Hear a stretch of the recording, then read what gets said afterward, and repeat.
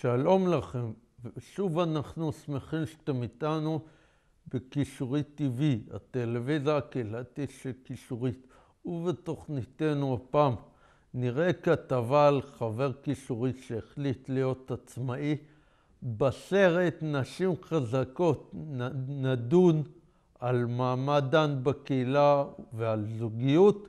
נצפה בסרט שהכנו למסיבת חנוכה, הנס הפרטי שלי, ונסיים בפינת הבדיחדן של דן רוזנקוביץ', אבל קודם לקט חדשות מקומיות. בבקשה.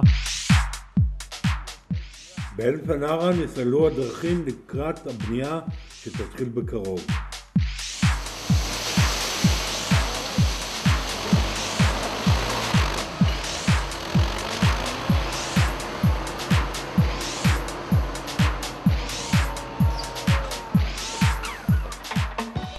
תלמידי המגמה לקולנוע בבית ספר מגדים באו לבקר את ענף התקשורת ולחלוק חוויות עם חברי כישורית.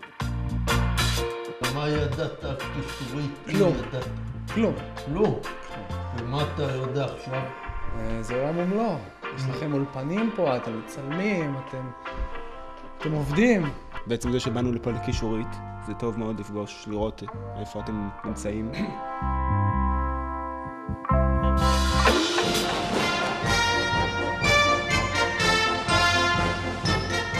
שגריר צרפת, מר כריסטופר ביגו ורעייתו כיבדו אותנו בביקור. הם סיירו בענפים השונים, ולסיום ערכנו רעיון איתו באולפנינו. I hope this will be a great experience. I understand it will open next year. I hope I will be invited, and if I am invited, I'm sure I will try my best to be there. Okay. Thank you. Okay. תודה רבה, יונתן. בבקשה.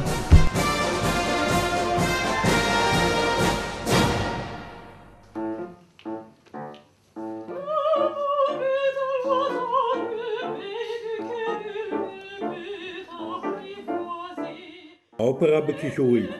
לרובנו זו הייתה הפעם ראשונה שנפגשנו בסוג המוזיקה הזו עם הזמרים האמיתיים.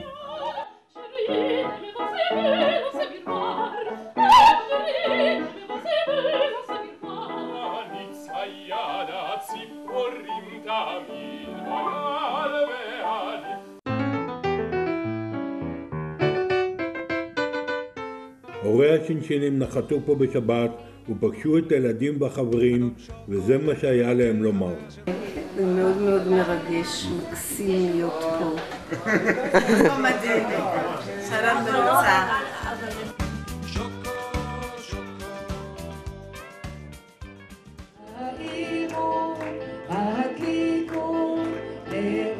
את חג החנוכה ציינו בתהלוכת הלפידים המסורתית, בהדלקת חנוכיה וכתובת אש.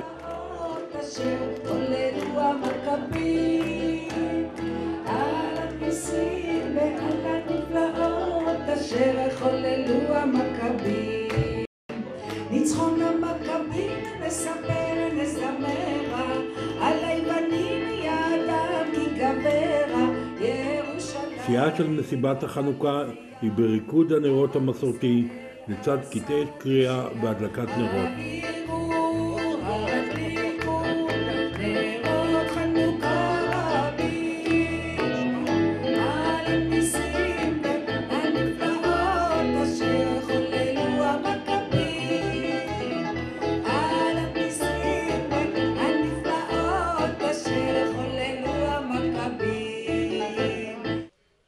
חברים בכישורית שואפים לצאת לעצמאות.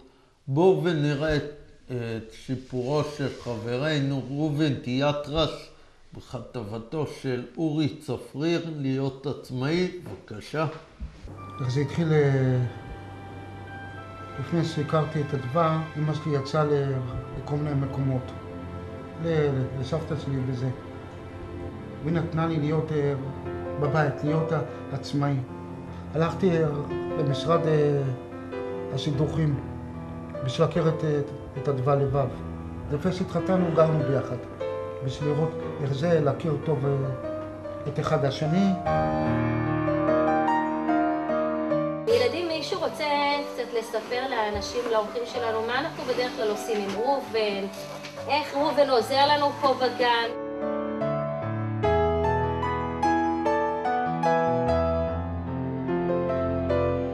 כשהוא מגיע, לא צריך להגיד לו, וישר מתחיל לעבוד. כיף לנו מאוד שראובן איתנו, הוא תורם מאוד, הילדים מאוד מכבדים אותו וההורים מכבדים אותו. ראובן תמיד מגיע בבוקר, אומר בוקר טוב, תמיד עם חיוך, עם מצב רוח טוב.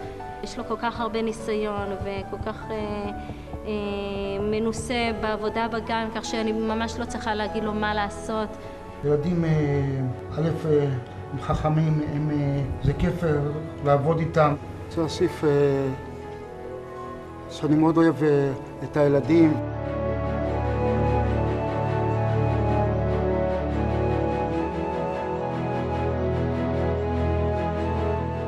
היה לנו עובד סוציאלי, בהתחלה אני כן לבד, ואחרי זה באה מנקה, פעם בשבוע היא באה לנקות, שלפעמים היינו צריכים עזרה, היינו מתקשרים אליו, או שהיה בא מדי פעם לראות אם אנחנו צריכים עזרה.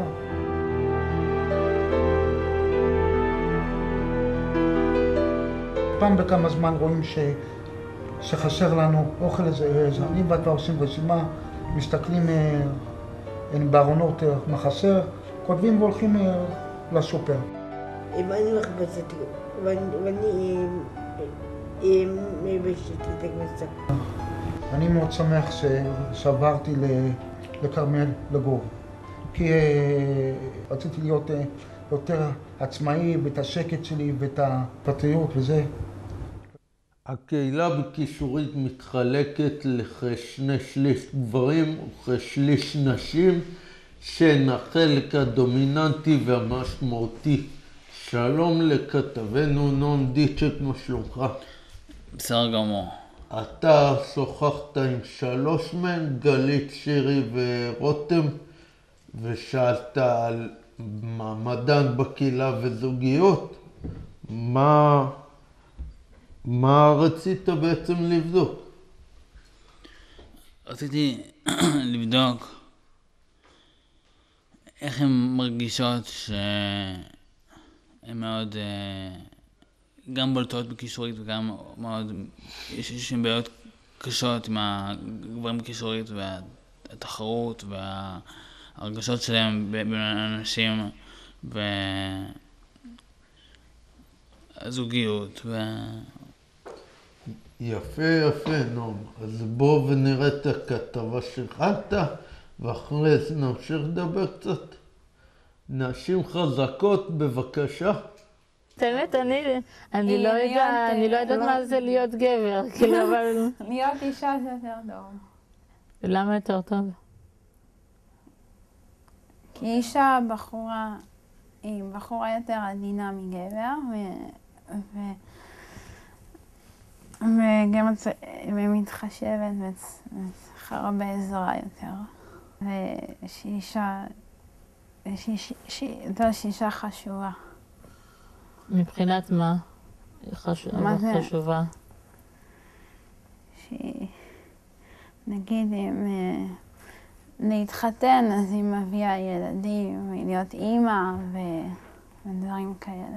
אני רואה את זה ככה, כשהיא עומדת על שלה... את אוהבת ששולטים עליה. עליה. אוהבת חופשיות, מרחב. זאת הבעיה אצלי, שאני תמיד מוותרת כל דבר. ואני לא ממש עקשנית, אני צריכה להיות עקשנית. את צריכה להיות לפעמים גם משהו... כמו הגבר. לעזור לעצמך. כמו הגבר, שגם הוא עקשנית, גם אני צריכה להיות עקשנית, כמוהו. אני תמיד עקשנית. עומדת על שלי, על הדברים שלי, שאני חזקה. אם אני לא אראה טוב, אז אני כבר... זה כבר... ייתן לי כבר תחושה לא טובה כבר. אצלי זה ככה. אני מבסוטה איך שאני. אני מקבלת את עצמי איך שאני. אני יש לי את היופי שלי ואת האישיות שלי. היופי הוא לא רק חיצוני, הוא גם פנימי. את מסכימה איתי שאם, סתם, צריכים גם את הולכת עם בגדים לעבודה. נכון. ובמקרה, לא יודעת מה, אמא שלך מתקשרת, שירי, יש לנו אירוע חתונה, צריכה להגיע. אוקיי. אז זה כבר, את לא תלכי עוד פעם עם הבגדים של העבודה, כי את צריכה יותר אלגנטי, ויותר חתיכי, ויותר יפה. לשים בושם, קרם גוף, כאילו אפילו ביום יום צריכים, לא רק מתי שיוצאים או שצריכים ללכת לאנשהו.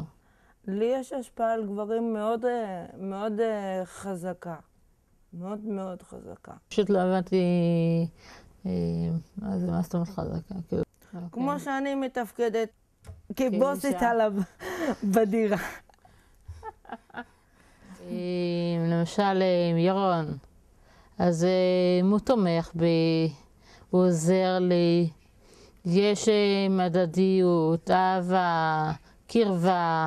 אני בחורה קצת בררנית, אבל אצלי היום מחזרים ויש כאלה שרוצים אותי, אבל אני לא רוצה אותם, כי יש לי סיבות משלי, למה אני לא רוצה.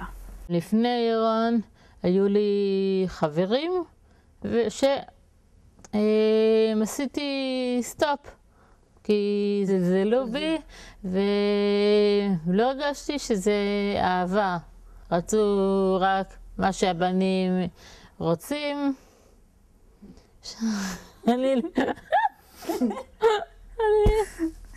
בהתחלה אני הייתי מול 5 בנים, ואני הייתי כאילו אימא ל5 בנים, מה רוצים ממני? מפחיד להיכנס לקשר, זה נכון. יש הרבה מחויבות, נאמנות, זה מאוד קשה. זה קשה לי, זה מאוד קשה. ולמה את חושבת שזה קשה? כי הרבה זמן היה לי חבר, ואני לא יודעת איך להתנהג עם זה. לפעמים הגברים חושבים, סליחה שאני אומרת, חושבים את עצמם יותר מדי, כועסים וזה, ורוצים באותו רגע... חושבים שהם יודעים הכל. אתם מסכימות איתי שזה כמעט כל הגברים בו? הוא לא יכול רק הוא לחשוב שהוא כל הזמן צודק, ושהוא חכם יותר ממני, שגם אני חכמה, שגם אני צודקת. אני אוהבת להיות עם החברים פה, וגם מה שאני עושה פה, וגם מה שאני תורמת לפה. שאני עובדת פה בבית קפה, לדוגמה. אני אוהבת את הבן זוג שלי, שהוא נאמן לי,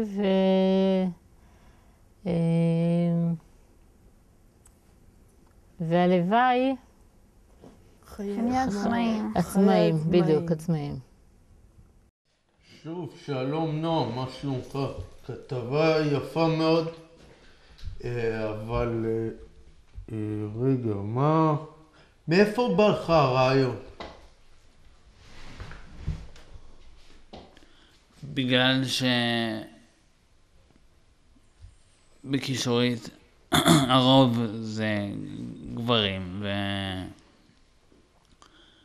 ואנשים מאוד חשובות, מאוד מבוקשות, ויש הרבה גם מאבק, אבל גם יש הרבה מתח תגיד לי, מה דעתך על מעמד הנשים בקהילה? הקשר עם הגברים קישורית הוא מאוד טוב, אבל יש הרבה... יש זוגות, יש זוגות נשואים,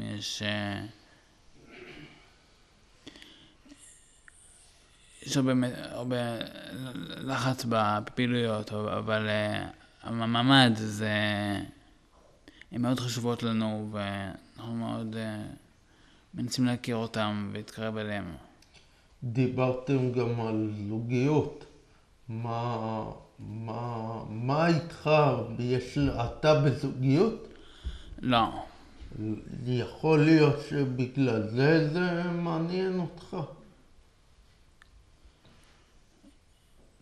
לא רק אותי, אבל כן. אתה יכול לפרט יותר? זה בעיה של רוב הגברים בקישורית שרוצים זוגיות, אבל הרוב הגדול של הקהילה זה גברים, אז זה בעיה, זה גם בעיה שלי. טוב, תודה רבה נועם, תישאר איתי עוד רגע. בקישורית לקראת מסיבת חנוכה, כל ענפי הקיבוץ מכינים חנוכיות המיוחדות להם. ואנחנו מן הסתם מכינים כל שנה סרט, ובגלל שחנוכה הוא גם חג הניסים, אז מה הנס של כל אחד מאיתנו? בסרט הנס הפרטי שלי, בבקשה. לאחר מכן באו בני ישראל לבית המקדש ובנו את השערים השבורים וסגרו את הפרצות ותיארו את בית המקדש מן ההרוגים ומן הטומאות. וביקשו שמן זית זך להדליק את הנרות, ולא מצאו אלא צלוחית אחת שהייתה חתומה בחותמת הכהן הגדול מימי שמואל הנביא, וידעו שהיא טהורה. כהדלקת יום אחד היה בו, ואלוהי השמיים אשר שיכן שמו שם נתן בו ברכה, והדליקו ממנו 8 ימים.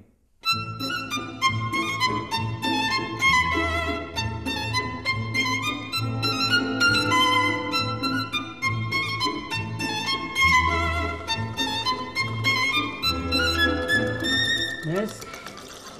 קודם כל, זה קפה נהדר שאני שותה בבוקר.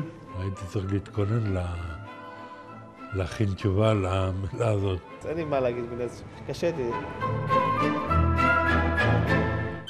קודם כל העובדה שאני חיה, זה כבר חתיכת נס. נס בשבילי זה חזרתי בתשובה.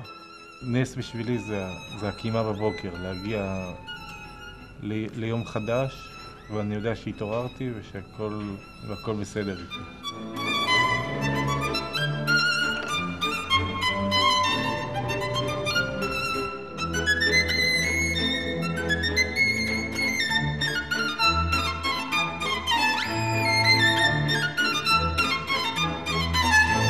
הנס בשבילי הוא העובדה שאני עובד בתקשורת, בקישורית, כבר כ7 שנים רצופות, ולא החלפתי מקום עבודה מאז. נס שקרה שטוב לי שיש לי עבודה בחוץ שאף פעם לא היה לי. תמיד כשאני קם בבוקר, יש לי חיוך על הפנים. כל בוקר קם ומתעורר ומגיע לתקשורת, לעבודה, זה נס בשבילי.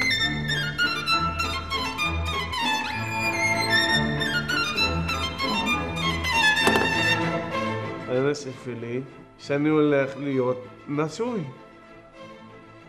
בשחר. אני הולך להיות בעלה והיא הולכת להיות אשתי. ועד הוא הנס שלי, הנס הרפואי שלי. הנס בשבילי שהכרתי את עדנה. היא אוהבת אותי ואני אוהב אותה, והכרתי מישהי שטוב לי איתה. זה שהתחתנתי מיד זה בשבילי נס.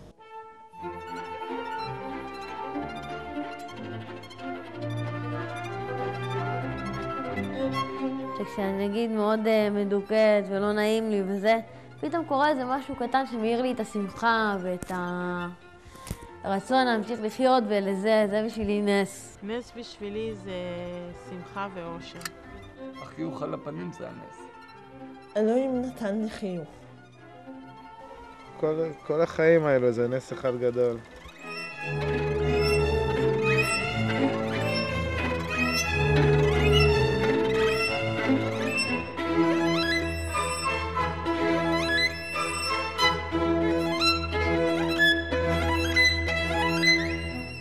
הנס שלי שיש לי הרבה חברים.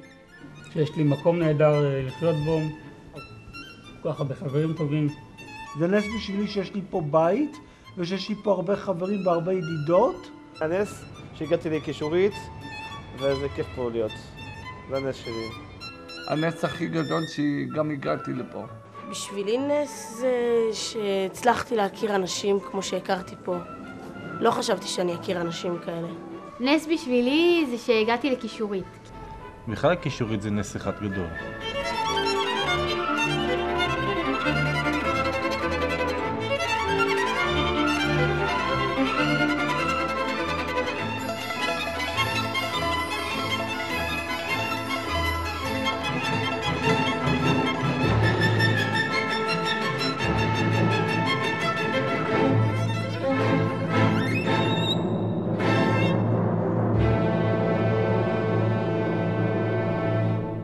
על כן קיבלו בני חשמונאי עליהם קבלה זו, ונדרו את הנדר הזה, הם ובני ישראל כולם.